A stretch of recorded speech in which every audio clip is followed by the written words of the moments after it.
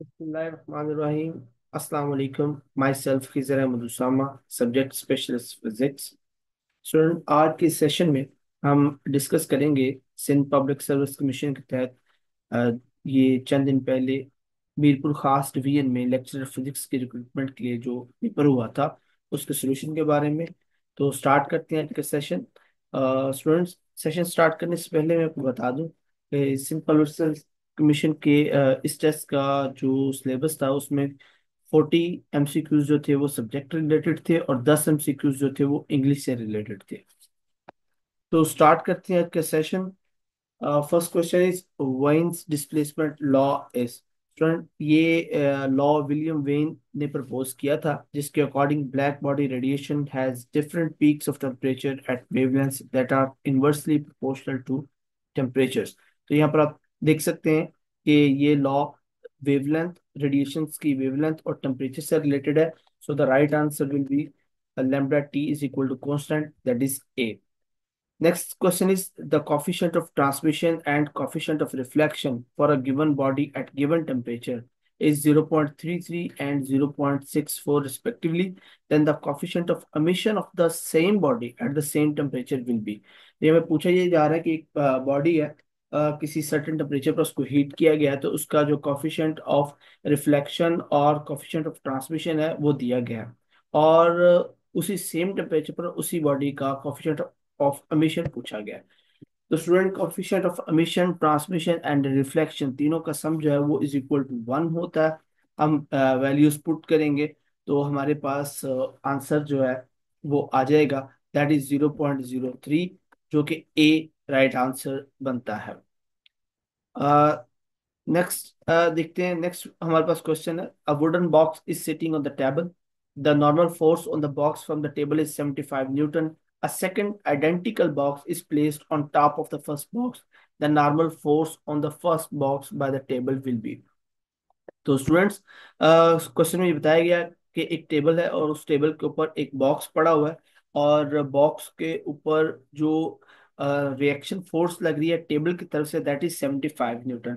अब चूंकि जो बॉक्स है वो रेस्ट पर है, सिटिंग पर है, मूव नहीं कर रहा, तो हम ये कह सकते हैं कि बॉक्स का वेट भी 75 न्यूटन है, इसलिए उसका रिएक्शन भी टेबल का 75 न्यूटन ही है। अब आगे वो कह रहा है कि एक सिमिलर आइडेंटिकल बॉक्स उसके ऊपर और प्लेस किया गया है। तो एट दिस पॉइंट आप बताएं कि नॉर्मल फोर्स बॉक्स की क्या होगी। तो अब चूंकि दोनों बॉक्स जो है वो रेस्ट की कंडीशन में सिटिंग है, तो इस कंडीशन का मतलब ये है कि जितना इन दोनों का वेट है उतना ही रिएक्शन आ रहा है टेबल की तरफ से। That means 75 plus 75 is equal to 150 newton. So the right answer should be the 150 newton, जो कि इनमें से कोई ऑप्शन भी अवेलेबल नहीं है। सो अगर आप स्टूडेंट ने जिस भी ऑप्शन पर सिलेक्ट किया होगा उनको इसका मार्क्स जो है वो मिल जाएंगे। Next question is solar radiation emitted by the sun resembles that emitted by a black body at temperature of 6000 Kelvin. Maximum intensity is emitted at wavelength of about 4800 angstrom. If the sun were cooled down from 6000 Kelvin to 3000 Kelvin, then the peak intensity would occur at a wavelength of। तो student यहाँ पे कहा ये क्या है कि सन से resemble एक बॉडी है जिसको 6000 केल्विन पर गर्म किया गया है और एट दैट टाइम उसमें से जो रेडिएशन अमिट हो रही है उनकी वेवलेंथ है 4800 एंगस्ट्रॉम। तो अगर उस बॉडी को कूल डाउन किया जाए 6000 से 3000 केल्विन पर, तो एट दैट टाइम उसमें से जो रेडिएशन अमिट होगी उनकी वेवलेंथ क्या होगी। तो गिवन हमारे पास दो टेम्परेचर्स हैं, एक हाई टेम्परेचर है 6000 केल्विन और दूसरा उसको फिर कूल डाउन कर दिया गया 3000 केल्विन पर। फर्स्ट टेम्परेचर पर जो रेडिएशन एमिट हो रही है दैट इज 4800 एंगस्ट्रॉम। तो सेकंड रेडिएशन पर जो लैम्डा टू है वो हमने फाइंड करना है। तो वेन्स लॉ जो भी हम फर्स्ट क्वेश्चन में देख चुके हैं वो लैम्डा और टी के रिलेशन को ही बताता है, lambda T is equal to constant. तो फर्स्ट टेम्परेचर के लिए lambda one T one is equal to constant, second temperature के लिए lambda two lambda T two is equal to constant. दोनों चूंकि कॉन्स्टेंट के इक्वल है तो हम दोनों को इक्वल प्लेस कर सकते हैं और यहाँ से हम लैम्डा टू की वैल्यू फाइंड आउट कर सकते हैं, that is 9600 angstrom. Option B इसका राइट आंसर होगा। नेक्स्ट हमारे पास है, आप particle is executing simple harmonic motion of amplitude 5 centimeter, has a maximum speed of 31.4 centimeter per second. The frequency of oscillation is, एक पार्टिकल है जो simple harmonic motion पे मूव कर रहा है, जिसका एम्पलीट्यूड 5 सेंटीमीटर है और उसकी जो मैक्सिमम स्पीड है वो 31.4 सेंटीमीटर है। तो फ्रीक्वेंसी ऑफ ऑसिलेशन हमने यहाँ पर बतानी है। तो यहाँ पर हमें हमारे पास पार्टिकल की वेलोसिटी गिवन है 31.4 सेंटीमीटर, उसका एम्पलीट्यूड भी गिवन है 5 सेंटीमीटर। अब हमें पता है जो लीनियर वेलोसिटी और एंगुलर वेलोसिटी का रिलेशन है that is v is equal to R omega. तो अगर हम देखें एक सिंपल हार्मोनिकली मूव करते हुए मैस स्प्रिंग सिस्टम को और एक सर्कुलर मोशन में मूव करते हुए पार्टिकल को, तो यहाँ पे हम देख सकते हैं कि जितना सिंपल हार्मोनिक मोशन का एम्पलीट्यूड होता है उतना ही इस सर्कुलर पाथ पे मूव करते हुए ऑब्जेक्ट का रेडियस होता है। तो इसका मतलब ये कि हम रेडियस को एम्पलीट्यूड से और एम्पलीट्यूड को रेडियस से रिप्लेस कर सकते हैं। So v is equal to R omega को हम लिख सकते हैं v is equal to A omega, और ओमेगा सर्कुलर पाथ की वजह से होगा 2 पाई एफ। वैल्यूज पुट करेंगे तो हमारे पास होगा v is equal to A 2 pi F, और यहाँ से f की वैल्यू आ जाएगी v ओवर 2 पाई ए।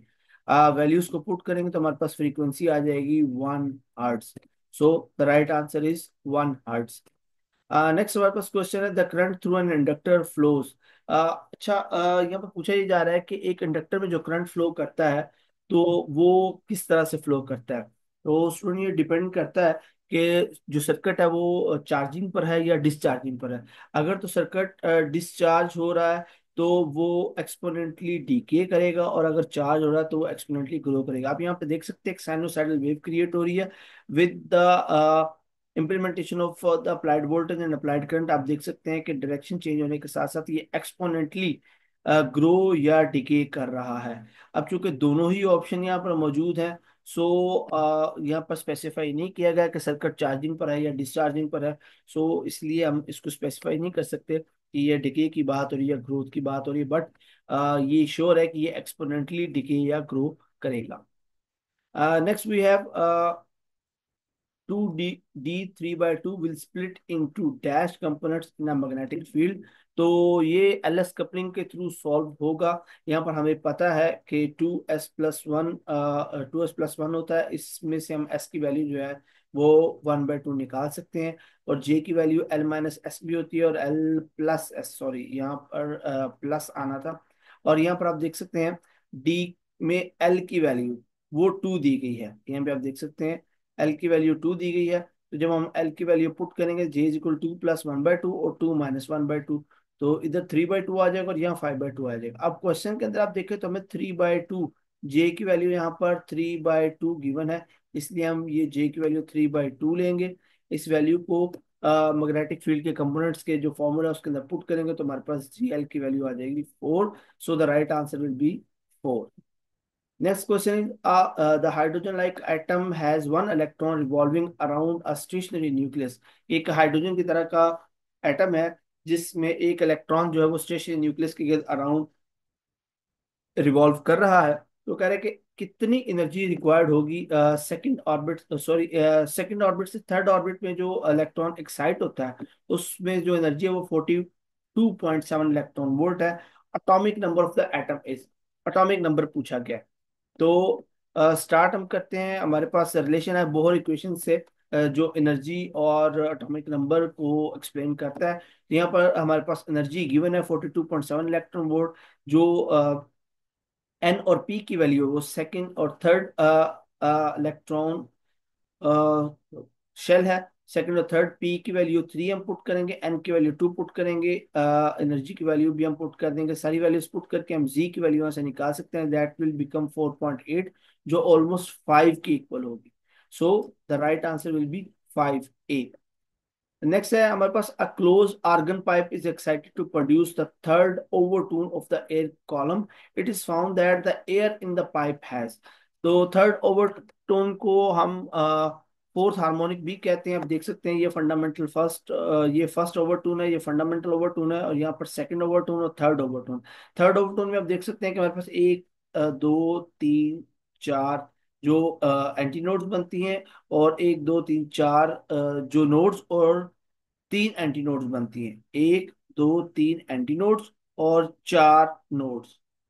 तो हमारे पास राइट आंसर होगा 4 nodes and 3 anti-nodes. Next is what will be the time period of spring mass system if the mass is connected with the two spring K1 and K2 in parallel.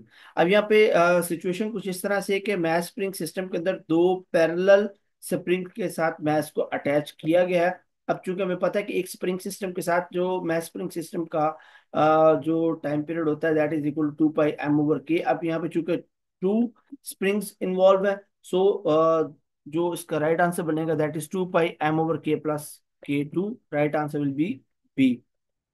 Next, we have a particle of mass 40 gram executed simple harmonic motion of amplitude 2.0 centimeter. If the time period is 0.20 second, then find the total mechanical energy of the system forced oscillation. हमारे पास एक particle है जिसका मास 40 ग्राम है और simple harmonically वो move कर रहा है जिसका एम्पलीट्यूड है 2 सेंटीमीटर. अगर उसका टाइम पीरियड 0.2 सेकंड हो तो total mechanical energy system force oscillation की मालूम करनी है. तो हमारे पास यहाँ पर एनर्जी जो है वो होती है 1/2 mv². और v जो है वो एंगुलर वेलोसिटी के लिए हम लिख सकते हैं ओमेगा ए. जैसे मैंने पीछे भी एक्सप्लेन किया कि ओमेगा आर आर ओमेगा होता है, तो आर को हम एम्पलीट्यूड के साथ रिप्लेस कर सकते हैं क्योंकि सिंपल हार्मोनिक मोशन से जो ऑब्जेक्ट मूव कर रहा हो उसकी मोशन बिल्कुल सिमिलर होती है एक सर्कुलर पाथ में मूव करते हुए ऑब्जेक्ट की. That is why we can replace R with A. और इसी तरह सर्कुलर मोशन के लिए ओमेगा इक्वल 2 पाई एफ, और यहाँ से एफ को हम 1/t लिख सकते हैं क्योंकि फ्रीक्वेंसी जो होती है वो टाइम का रेसिप्रोकल होती है. तो इसलिए ओमेगा को हम 2 पाई टी लिख सकते हैं. ये सारी वैल्यू इसके अंदर पुट करेंगे तो हमारे पास is equal 1/2 m omega square और ए स्क्वायर. और यहाँ से ओमेगा की वैल्यू हम लिखेंगे 2 पाई टी स्क्वायर. तो इन वैल्यूज को हम पुट करेंगे क्योंकि सारी वैल्यूज क्वेश्चन के अंदर गिवन है. तो हमारे पास जो आंसर आ जाएगा that is 7.9 into 10⁻³ joules. So right answer will be A. Next हमारे पास क्वेश्चन है calculate the number of photons from the green light of mercury. Mercury की ग्रीन लाइट से कितने फोटॉन्स निकलेंगे to do 1 joule of work. 1 joule का work करने के लिए कितने फोटॉन्स जो है वो रिक्वायर्ड होंगे. तो हमारे पास फोटोन एनर्जी का रिलेशन है H cut C over lambda. H cut Planck's constant, speed of light और लैम्डा की वैल्यूज हमें गिवन है. हम वैल्यूज को पुट करेंगे तो हमारे पास फोटोन की एनर्जी आ जाएगी. एक फोटोन की एनर्जी आ जाएगी 4 × 10⁻19 जूल्स. तो अब नंबर ऑफ फोटॉन्स निकालने के लिए हम टोटल एनर्जी को एक सिंगल फोटॉन की एनर्जी से डिवाइड कर देंगे.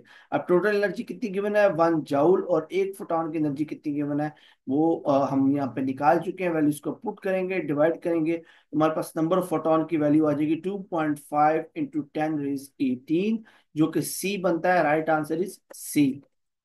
नेक्स्ट हमारे पास है point charge of 10 × 10⁻6 coulomb is at the centre of a cubical Gaussian surface of side 0.5 m. के एक चार्ज है 10 × 10⁻6 कूलम का, वो एक क्यूबिकल गाजियन सरफेस के अंदर कैद है जिसकी साइड जो है वो 0.5 मीटर है. कहते हैं कि फ्लक्स ऑफ द सरफेस जो है वो क्या होगा. तो गाजियन लॉ की मदद से हम सरफेस का फ्लक्स निकाल सकते हैं. गाजियन लॉ का फॉर्मूला कुछ इस तरह से होता है φ एप्सिलॉन नॉट. यहाँ पे Q जो है वो गाजियन सरफेस का चार्ज है, उस चार्ज सॉरी, और एप्सिलॉन नॉट जो है परमिटिविटी ऑफ फ्री स्पेस है जिसकी वैल्यू फिक्स होती है. इन वैल्यूज को पुट करेंगे तो हमारे पास जो राइट आंसर बनता है that is a 1.12 into 10 power. अच्छा, यहाँ पर थोड़ी सी मिस्टेक है कि क्वेश्चन के अंदर जो उन्होंने आंसर पेपर में लिखे थे दैट इज 5 पावर 5, लेकिन एक्चुअली ये 6 आती है. ये पेपर में एक मिस्टेक थी. सो होपफुली जिसने भी इसको अटेम्प्ट किया होगा उसको मार्क्स मिल जाएंगे. नेक्स्ट हमारे पास क्वेश्चन है the magnitude of the force of gravity between two identical object is given by F not. दो आइडेंटिकल ऑब्जेक्ट्स हैं, उनकी जो फोर्स दो ऑब्जेक्ट हैं उनके दरमियान जो फोर्स है वो एफ नॉट है. अगर message if the mass of each object is doubled and the distance between them is also double, the new force of the gravity between the object will be. तो कह रहे हैं कि अगर मैसेज को double कर दिया जाए और उनके दरमियान डिस्टेंस को भी डबल कर दिया जाए तो उनके दरमियान फोर्स क्या होगी. तो हमारे पास जो दो ऑब्जेक्ट्स के दरमियान ग्रेविटेशनल फोर्स का फॉर्मूला होता है दैट इज G m1m2/r², जिसको हम इनवर्स स्क्वायर लॉ भी कहते हैं. तो यहाँ पर उससे क्या कि मैसेज को डबल कर दें तो हम m1 के साथ भी 2 लगा देते हैं, m2 के साथ भी 2 लगा देते हैं, और डिस्टेंस को भी डबल करने को कहा गया तो हम r के साथ भी 2 लगाएंगे. तो 2 × 2 4 और नीचे से 2 स्क्वायर इज इक्वल टू 4, 4 4 से कट जाएगा और again F naught is equal to F naught, that mean कि फोर्स में कोई भी इफेक्ट नहीं होगा, so the right option will be C, F naught. Next है a spherical ball rolls on the table without slipping, then the friction of its total energy associated with the rotation is। एक spherical ball है जो एक table पर role कर रही है without slipping. अब अगर विदाउट स्लिपिंग रोल कर रही है तो उसकी जो टोटल एनर्जी होगी वो सम होगी रोटेशनल काइनेटिक एनर्जी और ट्रांसलेशनल काइनेटिक एनर्जी के। तो अब हमें पता है rotational kinetic energy is equal to half I omega square और translational kinetic energy is half M V square. और यहाँ से हमें ये भी पता है कि स्फेरिकल बॉल के लिए जो ये आई मूवमेंट ऑफ इनर्शिया उसकी वैल्यू होती है 2/5 mr²। ये हमने movement of inertia for spherical ball उसकी वैल्यू पुट कर दी है यहाँ पर। और यहाँ से अगर हम अगेन देखें आर स्क्वायर ओमेगा स्क्वायर ये इक्वल होता है लीनियर वेलोसिटी वी स्क्वायर के equal. V is equal to R omega, तो R square omega square is equal to V square. तो हम आर स्क्वायर ओमेगा स्क्वायर की जगह पे वी स्क्वायर पुट कर देंगे, ये 2 2 से कैंसिल और बाकी 1/5 यहाँ पर आ जाएगा। यहाँ से हम इनको एम वी स्क्वायर को कॉमन लेके ऐड करेंगे तो हमारे पास जो टोटल काइनेटिक एनर्जी आ जाएगी दैट इज 7/10 mv²। अब ये टोटल काइनेटिक एनर्जी आ चुकी हुई है हमारे पास और रोटेशनल काइनेटिक एनर्जी भी हम यहाँ से निकाल चुके हुए हैं। स्फेरिकल बॉल की रोटेशनल काइनेटिक एनर्जी 1/5 mv² है, टोटल काइनेटिक एनर्जी 7/10 mv² है। और यहाँ पे वो पूछ रहा है एसोसिएटेड विद रोटेशन जो उसकी एनर्जी है वो निकाले, तो हम यहाँ पर दोनों की जो है वो निस्बत लेंगे, प्रोपोर्शनैलिटी इनकी लेंगे। तो kinetic energy rotation over total energy और इसी तरह की वैल्यूज को पुट करेंगे, एम वी स्क्वायर कैंसिल हो जाएगा और ये 10 ऊपर जाके इसे कट जाएगा तो हमारे पास वैल्यू आंसर आ जाएगा 2/7। सो the right answer is 2.7। Next, we have as a particle is moving in a uniform circular motion with velocity v along a circular radius r has an acceleration। एक particle जो uniform circular motion के साथ velocity v के साथ एक circular path जिसका radius r है उस पे मूव कर रहा है तो उसका एक्सेलरेशन क्या होगा। तो ये सेंटीपिटल एक्सेलरेशन की डेफिनेशन है कि एक पार्टिकल जो सर्कल में मूव कर रहा हो उसका acceleration always towards the center होता है और उसका फॉर्मूला होता है v square over r। So the right answer is C, v square over r। Next बात क्वेश्चन है बोहर्स क्वांटम कंडीशन इज। तो स्टूडेंट्स नील्स बोहर ने बोहर क्वांटम कंडीशन प्रपोज की थी that is M V R is equal to N H cut, इसको हम N H over 2 पाई भी लिख सकते हैं। So the right answer is B, M V R is equal to N H over 2 pi. Next है जी what is divergence of the vector field F at the point 1 2 3। अच्छा यहाँ पर उन्होंने एक डाइवर्जेंस पूछी है वेक्टर फील्ड की। तो हमारे पास जो डाइवर्जेंस वेक्टर होता है that is partial partial X I plus partial partial Y J plus partial partial Z K. और हमारे पास given vector F is given 3x² I plus 5xy J plus xy z cube K. तो dot product लेंगे तो आई का जो आई के साथ प्रोडक्ट है सिर्फ वो सॉल्व होगा, आई का जे के साथ या आई का के साथ जो डॉट प्रोडक्ट होगा वो 0 होगा, इसलिए हम उसको यहाँ पर लिख रहे। तो जब पार्शियल पार्शियल एक्स को 3x² पर ऑपरेट करवाएंगे तो 3 एज इट इज और x² का डेरिवेटिव विल बी 2x और ये हो जाएगा 6x। इस तरह इसका विद रिस्पेक्ट टू y 1 और 5x एज इट इज और इसका विद रिस्पेक्ट टू z हमारे पास आ जाएगा 3z² x y। अब चूंकि यहाँ पर उसने पॉइंट हमें दिया हुआ है 1 2 3 पर, दैट मीन x की वैल्यू 1 होगी, y की वैल्यू 2 और z की वैल्यू 3। वैल्यूज पुट करेंगे सॉल्व करेंगे तो हमारे पास जो आंसर आएगा दैट इज डेल्टा एफ। जो डाइवर्जेंस आएगी इस वेक्टर फील्ड की दैट इज 65। कोई भी ऑप्शन 65 का यहाँ पे अवेलेबल नहीं है, ये पेपर में मिस्टेक है।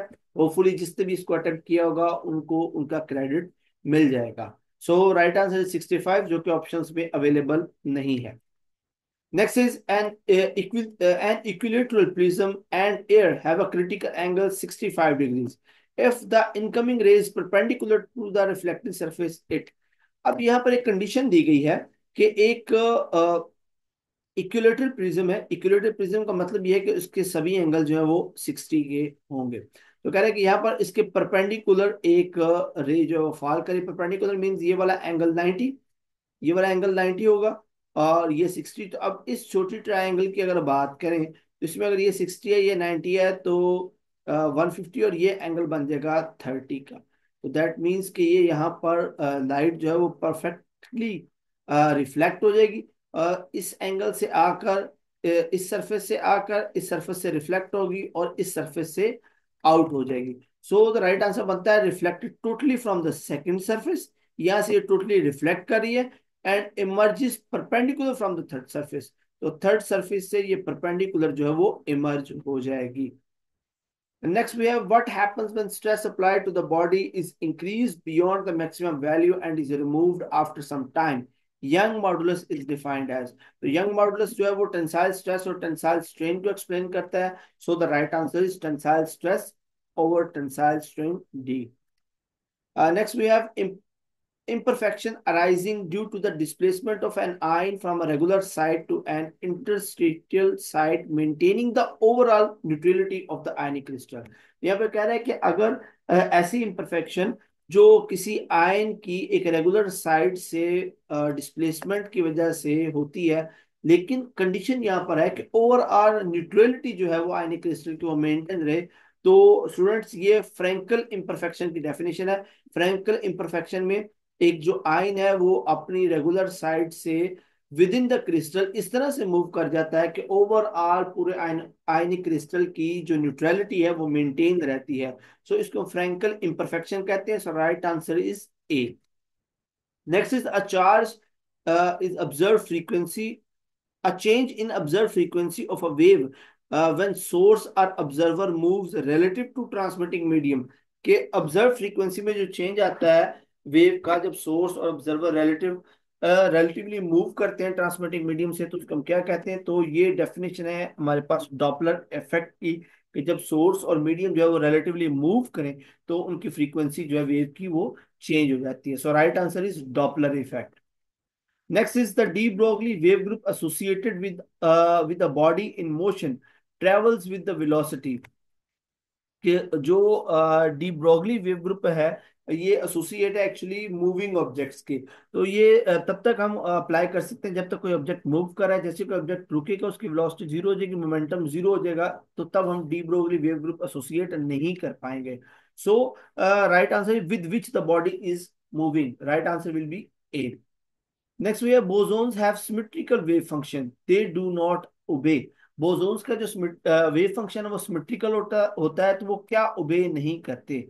तो राइट आंसर है पॉली एक्सक्लूजन प्रिंसिपल, जो कि स्टेट करता है कि टू फर्मियंस जो है वो सेम क्वांटम स्टेट ऑक्यूपाई नहीं करते।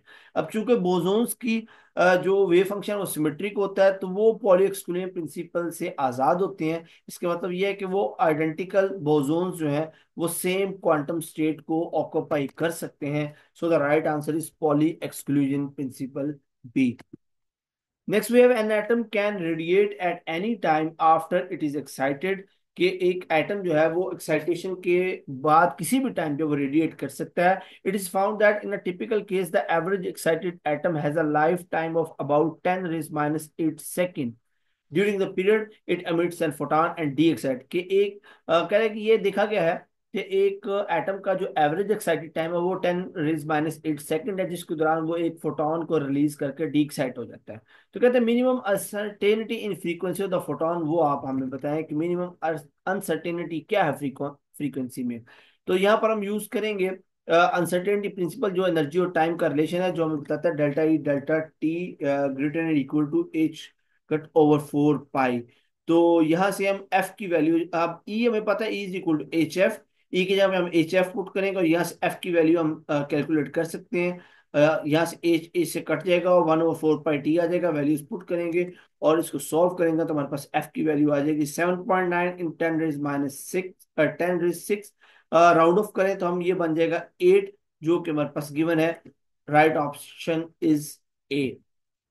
Next question is related to polarization of the light. Question में ये पूछ रहा है कि transverse nature of the light was confirmed by the phenomena of, कि ट्रांसवर्स नेचर जो है वो लाइट की वो किस फिनोमेना से कंफर्म होती है। तो आप यहाँ पे देख सकते हैं कि जो पोलराइजेशन है वो ये कंफर्म करती है कि ये वेव जो है वो ट्रांसवर्स है, क्योंकि जो हमारे पास लॉन्गिट्यूडल वेव है उसकी पोलराइजेशन तो पॉसिबल होती ही नहीं, क्योंकि लॉन्गिट्यूडल वेव में जो वेव के पार्टिकल हैं वो मूव करते हैं in the direction of the motion of the wave, but transverse wave में आप देखते हैं कि वो जो डायरेक्शन ऑफ प्रोपागेशन है उसके परपेंडिकुलर मूव करते हैं। आप यहाँ पर सिमुलेशन में देख सकते हैं कि ये स्लिट और इस स्लिट के थ्रू ये लाइट पोलराइज हो रही है, बिकॉज इसके दोनों फील्ड जो हैं वो एक दूसरे के परपेंडिकुलर हैं। सो द ट्रांसवर्स नेचर जो है वो पोलराइजेशन ऑफ लाइट के फिनोमेना से कंफर्म होती है। नेक्स्ट हमारे पास है packing density is maximum for which lattice. कौन सा लैटिस जिसके लिए पैकिंग फ्रैक्शन जो है मैक्सिमम होती है। आप स्क्रीन पर देख सकते हैं कि हमारे पास जो एफसीसी है उसकी पैकिंग फ्रैक्शन होती है 74%, ये उसकी कंप्लीट कैलकुलेशन है। इस तरह बीसीसी की जो पैकिंग फ्रैक्शन होती है दैट इज 68%। और जो हमारे पास सिंपल क्यूब होता है उसकी पैकिंग फ्रैक्शन होती है 52%। तो यहाँ से आप कंपैरिजन करके देख सकते हैं कि सबसे ज्यादा जो पैकिंग डेंसिटी है वो है एफसीसी की, फेस सेंटर्ड क्यूबिक लैटिस की। सो the right answer is A. Next, we have the energy value up to which all energy states are full at 0 Kelvin, about which all states are empty is known as। कि वो energy level जिसके ऊपर eight 0 Kelvin पर जिसके ऊपर सारे energy level fill होते हैं और जिसके नीचे सारे एनर्जी लेवल जो एम्प्टी होते हैं उसको हम क्या कहते हैं। तो ये डेफिनेशन है हमारे पास फर्मी एनर्जी की। फर्मी एनर्जी एक्चुअली वो बैंड गैप है जिसके अबव सारा जो एनर्जी स्टेट है वो ऑक्यूपाइड होती है, कंडक्शन बैंड बनाती हैं, और जिसके बिलो सभी जो स्टेट्स हैं वो वैलेंस होती हैं जो कि वैलेंस बैंड बनाती हैं। So right answer is C, Fermi energy. Next is the moment of inertia of a disc about an axis passing through its centre and perpendicular to plane is M R square over two. कि एक disc है जो जिसमें से उसका जो axis है वो उसके प्लेन के परपेंडिकुलर है, उसके सेंटर से पास कर रहा है, उसका मोमेंट ऑफ इनर्शिया mr²/2 है। कहते हैं कि उसका मोमेंट ऑफ इनर्शिया बताएं जबकि एक टेंजेंट पैरेलल हो उसके डायमीटर के। तो कंडीशन कुछ इस तरह से है कि ये हमारे पास उसका डायमीटर और ये वाला टेंजेंट उसके पैरेलल है। तो इसके अलोंग उसने मोमेंट ऑफ इनर्शिया पूछा। तो हमारे पास जो पैरेलल एक्सिस टू है उसके अकॉर्डिंग जो टोटल मोमेंट ऑफ इनर्शिया है वो इक्वल होता है डिस्क के moment of inertia plus mr² के। वैल्यूज पुट करें, कैलकुलेट करें, तो हमारे पास आंसर आएगा 3/2 mr², जो कि डी ऑप्शन बनता है। So right answer is 3/2 mr²। Next question is the fundamental frequency of a string stretched with the weight of 4 kg is 256 hertz. एक फंडामेंटल फ्रीक्वेंसी एक ऐसी स्ट्रिंग की जो 40 kg वेट की वजह से स्ट्रेच की गई है, उसकी जो फ्रीक्वेंसी है 256 हर्ट्ज है। और वेट बताएं उसका ऑक्टेव प्रोड्यूस करने के लिए। तो ऐसा कि ये फर्ज करने एक स्ट्रिंग है जिसके साथ 4 kg का वेट लटका के इसके अंदर टेंशन टी प्रोड्यूस की गई है। अब चूंकि वेट सस्पेंड कर रहा है तो इसका मतलब है इसका टेंशन और वेट इसके जितना इसकी टेंशन है वो सारी की सारी इसके वेट की वजह से है। सो स्टार्ट करते हैं सॉल्यूशन। तो ऑक्टेव मीन होता है, ऑक्टेव का मतलब ये होता है कि उसकी फ्रीक्वेंसी की जो रेशियो होगी दैट इज 1/2। सो हम लिख सकते हैं f'/f इज इक्वल टू 2। अब हमें ये भी पता है कि फ्रीक्वेंसी जो वो डायरेक्टली प्रोपोर्शनल होती है स्क्वायर रूट ऑफ टाइम के। तो इसकी वजह से हम ये लिख सकते हैं f'/f is equal to t'/t√2। तो यहाँ से स्क्वायर लेंगे तो हमारे पास t' is equal to 4t, और वैल्यूज को पुट करेंगे तो हमारे पास आंसर आ जाएगा 16 kg। So the right answer is 16 kg C. Next, we have to obtain a p-type semiconductor germanium crystal. It must be doped with for an atom whose valency is। तो germanium crystal का semiconductor बनाने के लिए P type semiconductor obtain करने के लिए हमें उसको पेंटावेलेंट जो एटम्स है उसके साथ डोप करना पड़ता है। यहाँ पर आप देख सकते हैं पेंटा ट्राइवेलेंट के साथ, सॉरी ट्राइवेलेंट के साथ। सो ऐसे एटम के साथ जिसकी वैलेंसी जो है वो 3 हो। So right answer is B, that is 3। Next one was question, which of the following is a false statement about atomic solid। atomic solid के बारे में इनमें से कौन सी जो स्टेटमेंट है वो गलत होगी।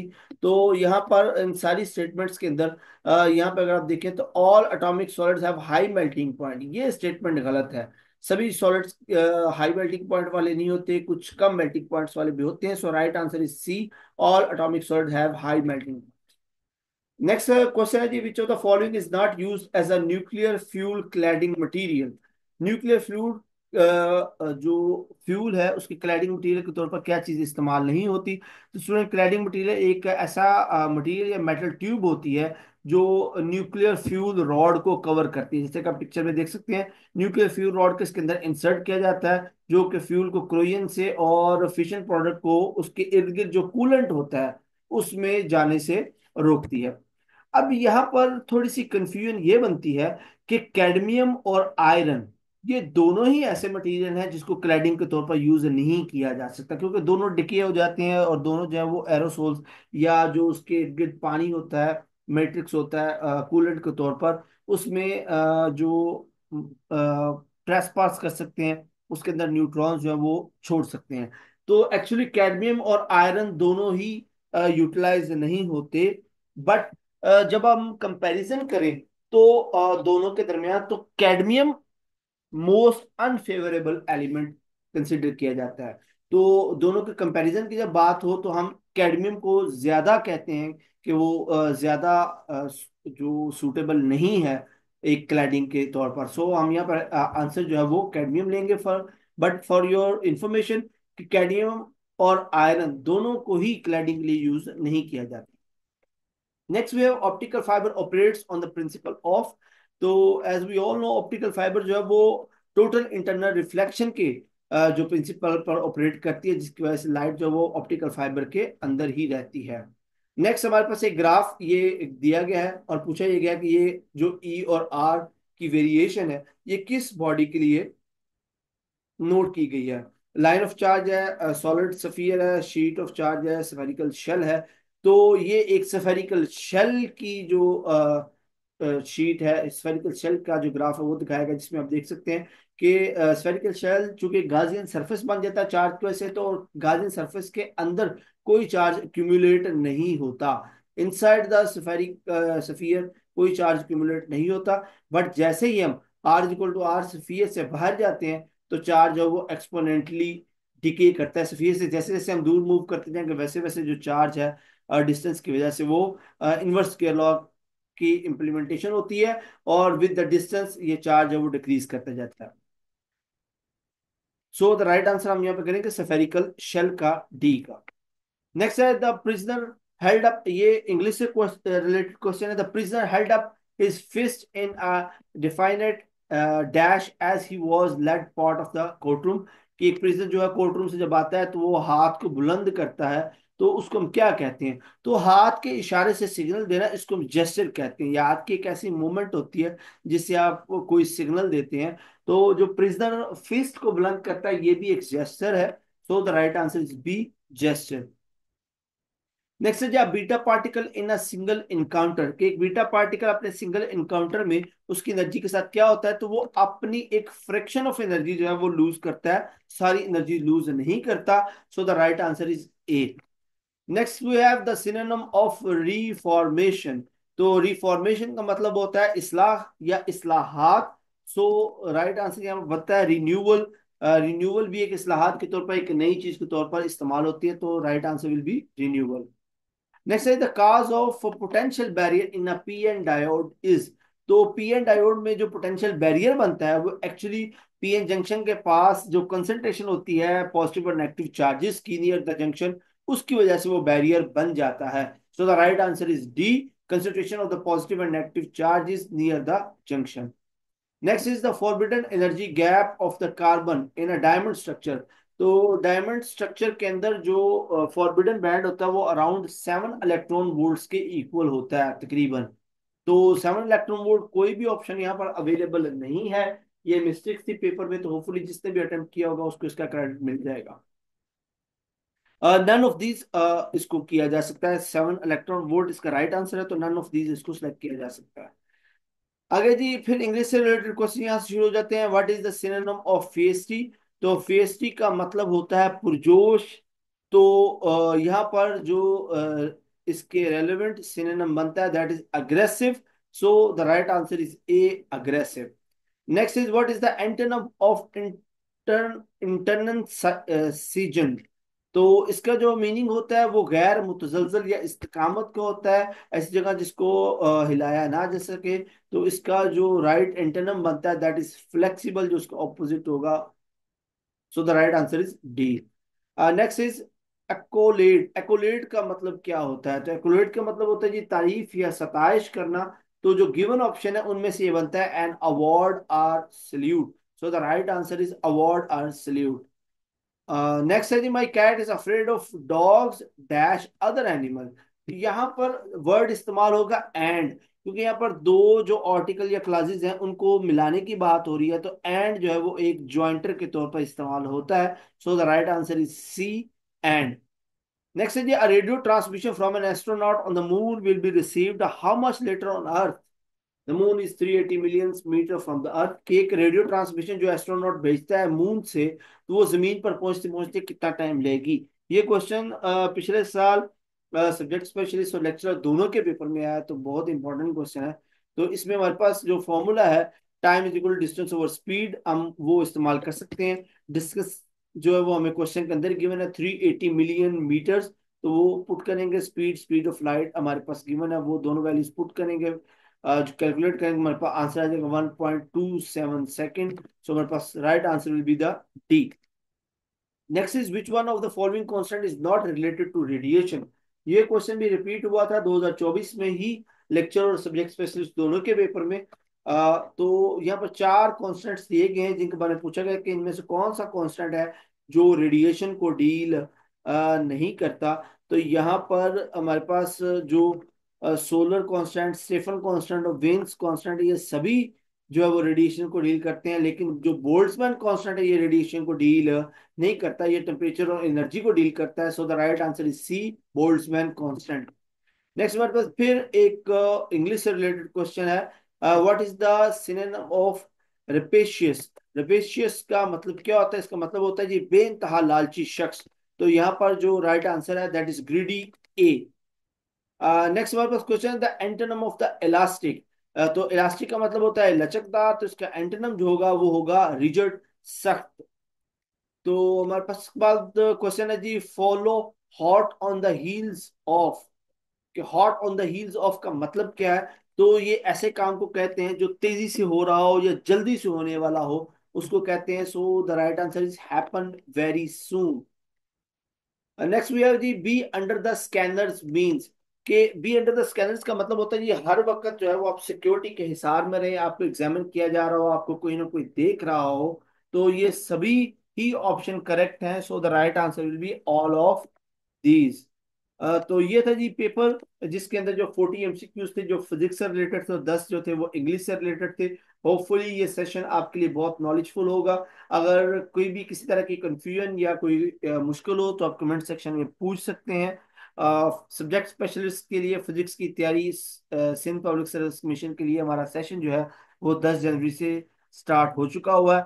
सेशन को ज्वाइन करने के लिए स्क्रीन पर दिए गए नंबर 0342447091, 034842335593 पर टेक्स्ट करके सेशन को ज्वाइन कीजिए, ताकि आप सभी टेस्ट और जो कोर्स से रिलेटेड मटेरियल है वो आपको बर वक्त पहुंचाया जा सके। मजीद किसी भी क्यूरी या क्वेश्चन के लिए आप कमेंट भी कर सकते हैं, इन नंबर्स पर रब्ता भी कर सकते हैं। नेक्स्ट सेशन तक के लिए अपना बहुत सारा ख्याल रखिएगा। अल्लाह हाफिज।